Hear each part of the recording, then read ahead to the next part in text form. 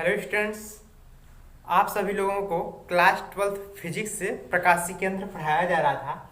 इसके पहले आप लोगों को आवर्धन क्षमता और सूक्ष्मदर्शी के प्रकार बताए गए। सूक्ष्मदर्शी दो प्रकार के बताए गए, एक सरल सूक्ष्मदर्शी और दूसरा हमारा क्या था, संयुक्त या यौगिक सूक्ष्मदर्शी। सरल सूक्ष्मदर्शी से छोटी वस्तुओं का बड़ा प्रतिबिंब प्राप्त किया जा सकता है जो हमें नग्न आंखों से दिखाई दे सके, लेकिन जो हमें नग्न आंखों से दिखाई ना दे सके, जैसे हम किसी वस्तु को आंख से ना देख सके तो उसको देखने के लिए किसकी आवश्यकता होती है, हमें संयुक्त सूक्ष्मदर्शी की आवश्यकता होती है।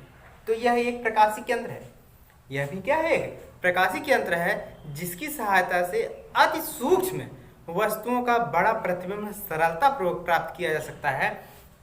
अर्थात हम कह सकते हैं कि इसकी सहायता से किसी भी छोटी वस्तुओं को जो हमें नग्न आंखों से दिखाई ना दे, हम उसे सरलतापूर्वक देख सकते हैं। ठीक है ना। तो परिभाषा इसकी लिख लेते हैं, यह एक ऐसा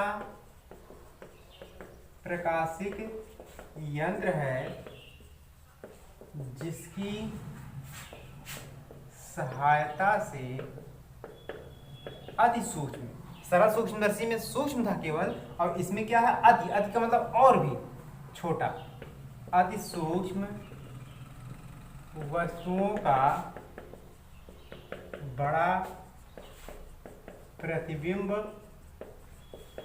प्राप्त किया जा सकता है।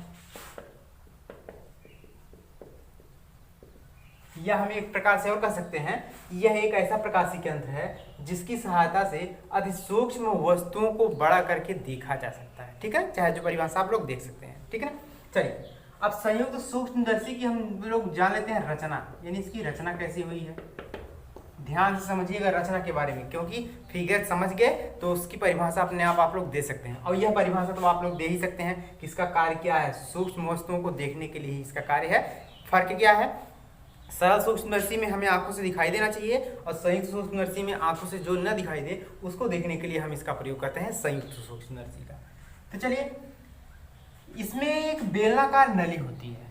जो आपका संयुक्त सूक्ष्मदर्शी है इसमें एक बेलनाकार नली होती है, तो हमने एक बेलनाकार नली बना दिया। बेलनाकार नली के पहले वाले सिरे में कम फोकस दूरी और कम द्वारक वाला एक उत्तल लेंस लगा होता है, जिसे हम लोग कहते हैं अभिदृश्यक लेंस कहते हैं। जिसे क्या कहते हैं, अभिदृश्यक लेंस कहते हैं। अभिदृश्यक लेंस को हमेशा ओ से डिनोट करते हैं। यहाँ तक क्लियर हुआ। नली के दूसरे सिरे, अब नली के दूसरे सिरे में क्या होता है, अधिक फोकस दूरी और अधिक द्वारक वाला, तो इसकी कुछ ज्यादा ही चौड़ाई है, तो हम कुछ ज्यादा नली को चौड़ा कर दे रहे हैं। यहाँ पर अधिक फोकस दूरी अधिक द्वारक वाला एक दूसरा उत्तल लेंस लगा देते हैं, जिसे नेत्रिका लेंस कहते हैं। नेत्रिका लेंस को कैपिटल ई या स्मॉल ई से डिनोट करते हैं। ध्यान से एक बार फिर समझिए, रचना क्या बताएंगे आप लोग। इसमें धातु की एक बेलनाकार नली होती है जिसके एक सिरे पर कम फोकस दूरी तथा कम द्वारक वाला उत्तल लेंस लगा होता है, जिसे कहते हैं अभिदृश्यक लेंस कहते हैं। तथा नली के ठीक दूसरे सिरे पर अधिक फोकस दूरी तथा अधिक द्वारक वाला उत्तल लेंस लगा होता है, जिसे क्या कहते हैं, नेत्रिका लेंस कहते हैं। इसी नेत्रिका लेंस, देखिए, जो कम फोकस दूरी वाला होगा, यानी जो छोटा लेंस होगा वह अभिदृश्यक लेंस, जो बड़ा होगा नेत्रिका लेंस। किसके लिए, केवल संयुक्त सूक्ष्मदर्शी के लिए। ठीक है। नेत्रिका लेंस के फोकस पर क्रॉस तार लगे होते हैं। क्रॉस तार का कार्य क्या है, अभी बताया जा रहा है। नेत्रिका के फोकस पर क्या लगे होते हैं, क्रॉस तार लगे होते हैं, तथा उसमें उपस्थित एक दंतुर दंड चक्र व्यवस्था होता है। इसको क्या बोलते हैं, दंतुर दंड चक्र व्यवस्था, यानी यह घुमाने का कार्य करते हैं इसे। ठीक है ना। इसकी सहायता से क्या करते हैं, वस्तु को कहाँ रखा जाता है, वस्तु को हमेशा अभिदृश्यक लेंस के सामने रखा जाता है। नेत्रिका लेंस नेत्र से देखा जाता है, यानी नेत्र यहाँ पर रखते हैं, इसके सामने वस्तु रखते हैं, और यह दंतुर दंड चक्र व्यवस्था को इस प्रकार घटाते बढ़ाते हैं कि हमारा जो प्रतिबिंब है वह क्रॉस तार पर स्पष्ट रूप से बन सके। जैसे ही प्रतिबिंब क्रॉस तार पर स्पष्ट रूप से बनेगा तुरंत हम किसी उस वस्तु को सरलतापूर्वक एकदम स्पष्ट रूप से देख सकते हैं। परिभाषा एक बार फिर समझिए। धातु की एक बेलनाकार नली के एक सिरे पर कम फोकस दूरी तथा कम द्वारक वाला उत्तल लेंस लगा होता है, जिसे अभिदृश्यक लेंस कहते हैं। इसे ओ से डिनोट करते हैं।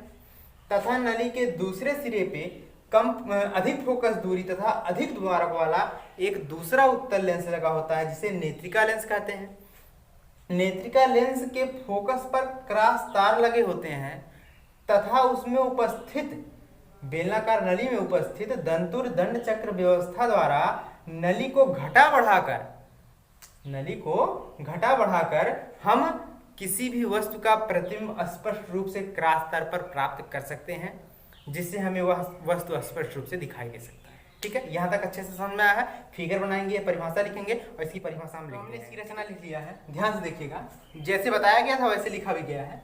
इसमें धातु की एक बेलनाकार नली होती है, जिसके एक सिरे पर कम फोकस दूरी तथा कम द्वारक वाला उत्तल लेंस लगा होता है, जिसे अभिदृश्यक लेंस कोष्टक में ओ कहते हैं, क्योंकि अभिदृश्यक लेंस को ओ से डिनोट करते हैं। ठीक है, नली के दूसरे सिरे पर अधिक फोकस दूरी तथा अधिक द्वारक वाला उत्तल लेंस लगा होता है, जिसे नेत्रिका लेंस कैपिटल ई कहते हैं। नेत्रिका के फोकस पर क्रॉस तार लगे होते हैं तथा नली में उपस्थित दंतुर दंड चक्र व्यवस्था द्वारा लेंस की फोकस दूरियों को घटा बढ़ाकर इस प्रकार व्यवस्थित करते हैं कि वस्तु का प्रतिबिंब क्रॉस तार पर बन सके, जिससे हमें वस्तु का प्रतिबिंब स्पष्ट रूप से दिखाई दे सके। यानी वस्तु का प्रतिबिंब क्रॉस तार पर जैसे ही स्पष्ट रूप से बना, हमको वस्तु का प्रतिबिंब भी स्पष्ट रूप से दिखाई देने लगेगा। ठीक है ना, तो आप लोग इतना कंप्लीट कर लिए हैं।